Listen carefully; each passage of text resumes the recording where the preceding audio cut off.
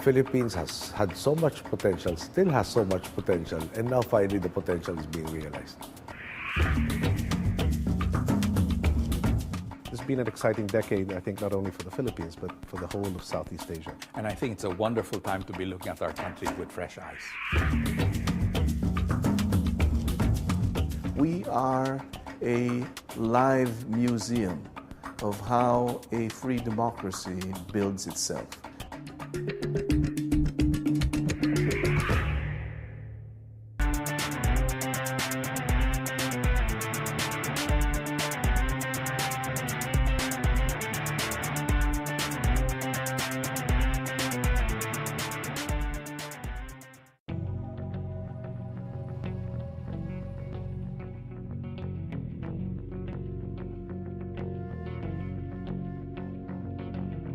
The world's second largest archipelago, the Republic of the Philippines, is located in Southeast Asia.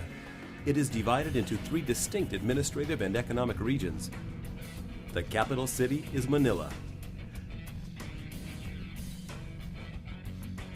A heightened sense of optimism and change is sweeping the Philippines.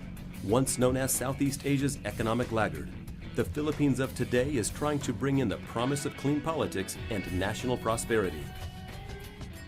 In 2010, Benigno Aquino won a landslide victory to become the nation's 15th president. He inherited a nation entrenched in poverty and a government plagued by corruption. While he isn't immune to criticism, the Filipino people are giving the president a chance to finally bring change to the republic. I want to leave the world a lot better than how I found it. And I want to see this country transform to such an extent that people who have not visited us in the last 2 years and in the next 4 will probably say they really can't recognize the country anymore.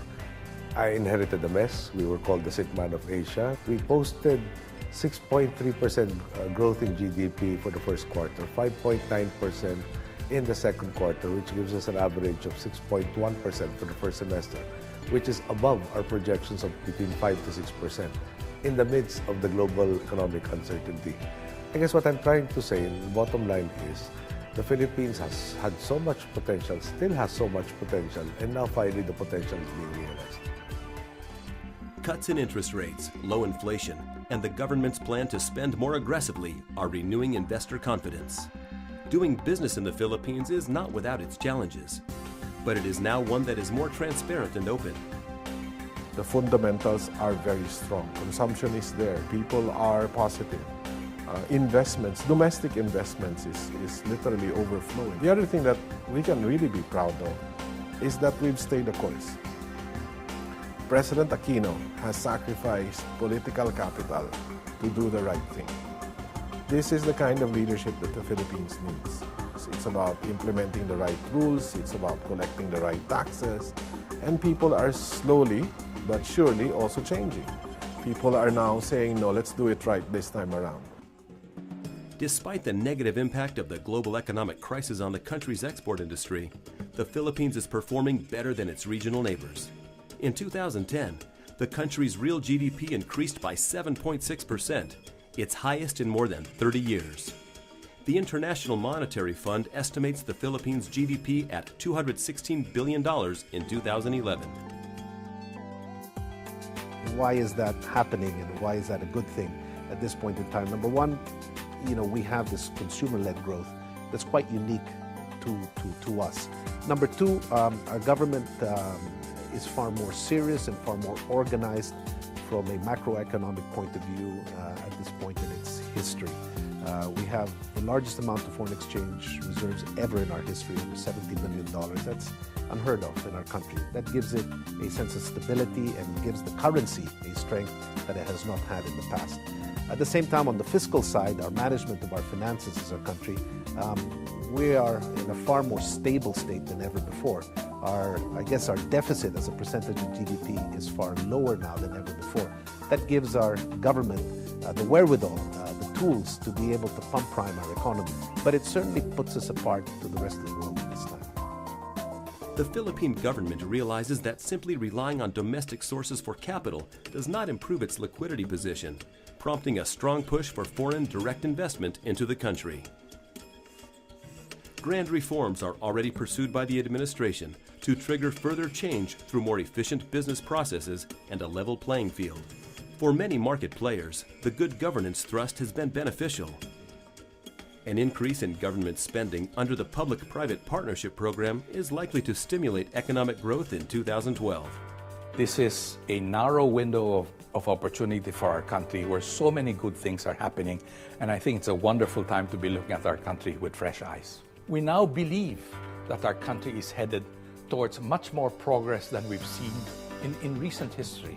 We now believe that our country can move forward. We now believe that we can fall in step with the rest of Asia as the area of the world where the greatest growth and prosperity will take place in the coming decades and in the coming century. The Philippines is tackling its political, social, and economic problems head-on. The Philippines was one of the richest countries in Asia in the 1950s, second only to Japan, but has never really been able to achieve the growth of the Asian tiger nations. Has the Philippines finally turned a sharp corner? This administration has shown the world that the Filipinos can get things done in the right way.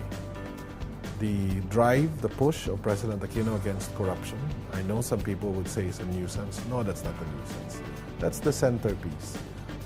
95, if not 100% of our problems in governance, in the government has to do with corruption. It's governance, it's transparency, It's not as if there's not enough resources. We've proven that. We haven't raised taxes, and yet we have been able to provide a lot more services because we were able to save 30% off the cuff. Right there and there, same project, same configuration, but we were able to do it 30% cheaper. That translates to efficiency, that translates to productivity, and that translates to more resources that can be applied. The world economy or the financial system recognizes that we are deciding on a more logical basis, more transparent, more consistent. We've gotten therefore, because of the managing of the deficit relative to GDP, we have gotten a lot of upgrades from three of them, well actually four. Three of the majors and one also major credit rating agencies, which brings down our cost of borrowing. So we have recovered a lot that was lost due to leakage. We still have a deficit, but the deficit gets financed at a lower interest rate. And we are in a situation where we are able to swap old debt that was very expensive and close to maturation with lesser interest payments and longer maturation. A recent World Bank report states that poverty has remained at about the same level during the last decade, with a little over a quarter of the population below the poverty line. If you eliminate corruption, you begin to eliminate poverty. I think what that means is, given very limited resources of government, you have to spend wisely. You have to make sure that every peso you spend goes to the projects that they're meant to be spent for. You reduce the cost of, the cost of corruption. And that's what this administration has begun to do. Many corporations in the country are now implementing social programs that benefit the poorest of the poor. The Philippines is one of the premier centers in Asia for research, training, and advocacy in corporate governance matters. There is a very great sense in our country now that the private sector has to do its part in uplifting the poor and giving opportunities to the poor. Because, first of all, from a pragmatic point of view, I guess we have to admit that uplifting the poor and eliminating poverty will, at the end of the day, improve our ability to market our products. They are our customers. But more importantly, I think we are one country. We have one future. We have to work together towards a better life for all of our people. And that consciousness is very deeply embedded in our private sector as well. With approximately 95 million people, the Philippines is the 12th largest country in terms of population. And the local Commission on Population is expecting this to increase to 101.2 million by 2014. Domestically, the government is investing in education programs to raise the quality of its human capital. We believe that the Filipino people are our greatest national resource. This is proven time and again, even during the dark ages when our countrymen would go elsewhere, given the right environment, really shine in various professions. How do we take it to the extreme? Then if the chief national asset really are the people, then it behooves us to invest in the people. As a community of people, we are generally very hospitable, we're English speaking, and we're comfortable with different types of nationalities. But more than anything, I guess our resiliency, our positive nature. People say we're the happiest people in the world. Even under the most adverse circumstances, even now, we have some very difficult situations in the city of Manila with the kind of floods that we have.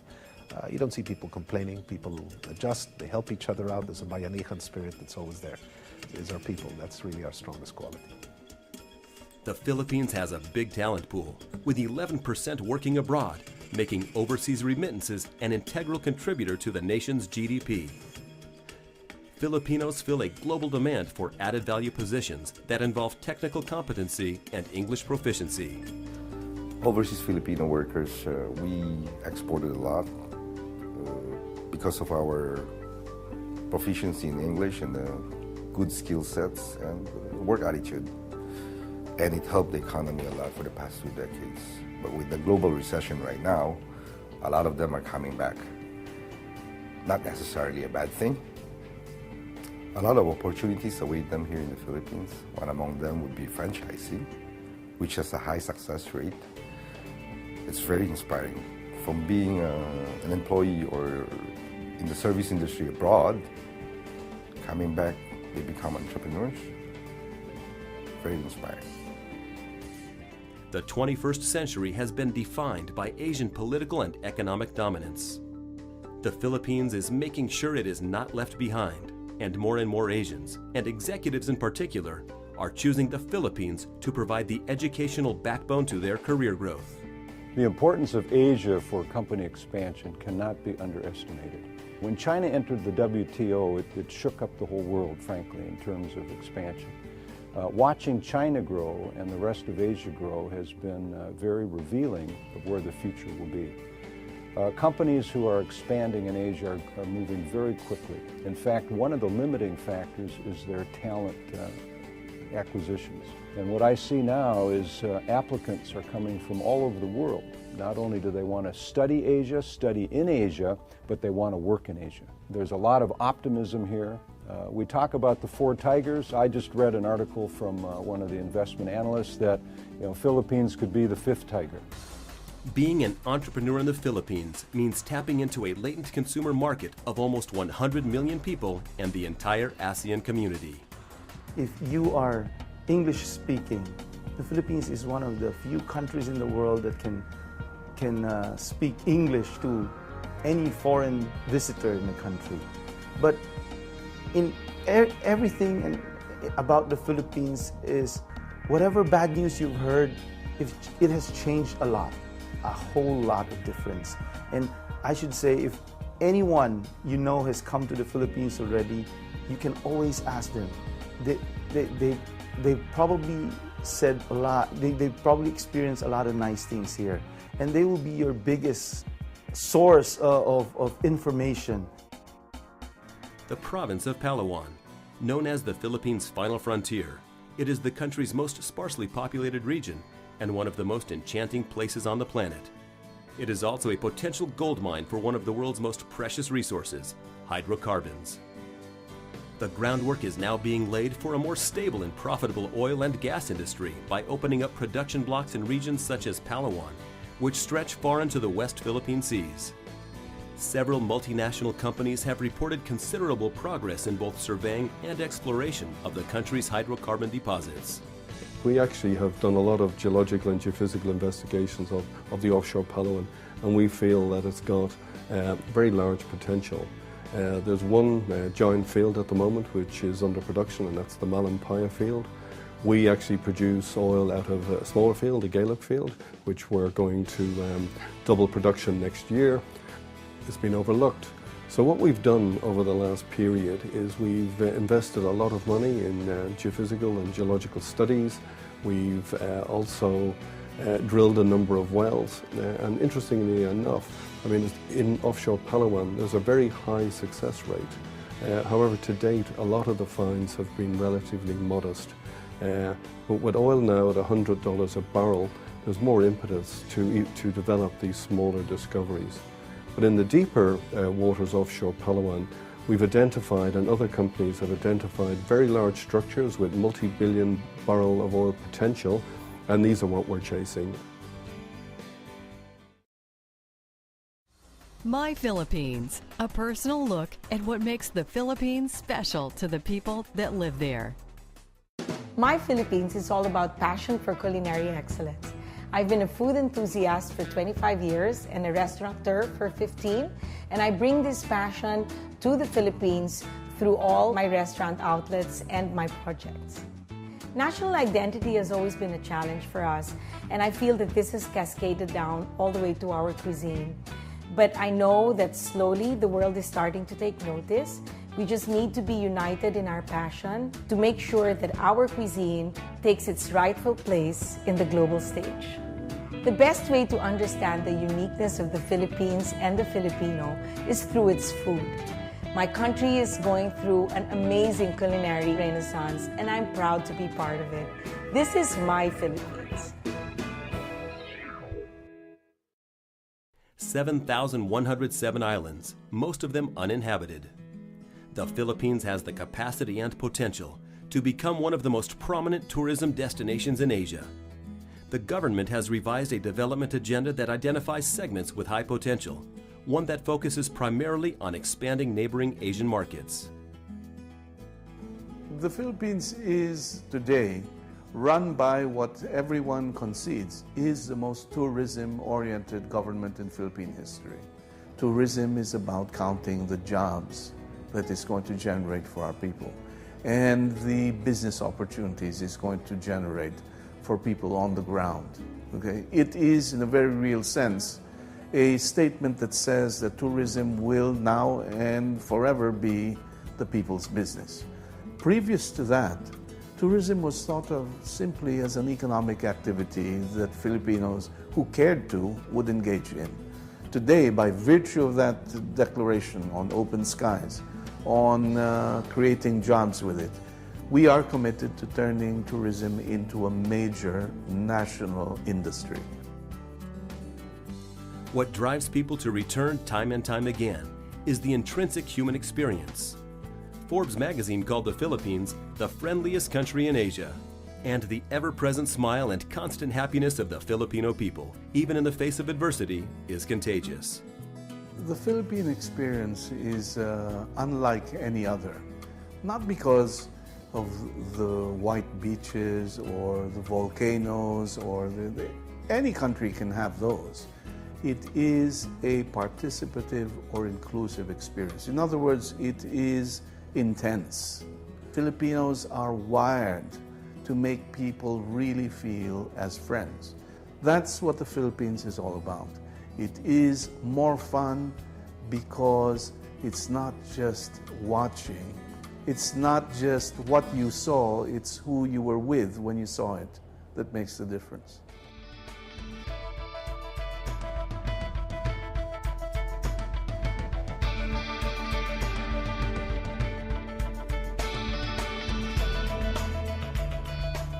And then finally, of course, you have something which is very frequently overlooked, but people travel for. You have the history of democracy in this part of the world. The Philippines is great to visit for that alone. We are a live museum of how a free democracy builds itself. It's not easy, but it's terrific fun to watch because on some days it's clumsy, on some days it's the most inspiring show on earth. A strong national identity combined with 300 years of Spanish rule and 50 years of American occupation have defined the Filipino people. Although famous for its tropical islands and turquoise waters, the Philippines offers an eclectic mix of landscapes and destinations. Variety is the spice of life here, and exploring it is truly a privilege for travelers. You get to experience beautiful beaches and the hotels and the services that are provided. It's easy. And that was what I never dreamed that the Philippines was like. So I've been pleasantly surprised. I think the Philippines is a hidden treasure, and slowly but surely the lid is starting to be lifted off, and it's becoming more known to the world. So, and I'm lucky to have experienced it here and living here for the last couple of years. An international marketing campaign headed by the slogan, "It's more fun in the Philippines," was launched with great success. While the last decade has not been kind to the country's tourism image abroad, the government is counting on Filipinos to be the nation's prime ambassadors. I think the time has come for Filipinos and all people who love the Philippines everywhere to stop agonizing over its so-called bad image. When enough people take it as a matter of responsibility, loyalty, or even just as a plain matter of love, to talk about the good things about the Philippines, we will balance out the picture and the truth will emerge. The Philippines is as worthy of a visit from any country.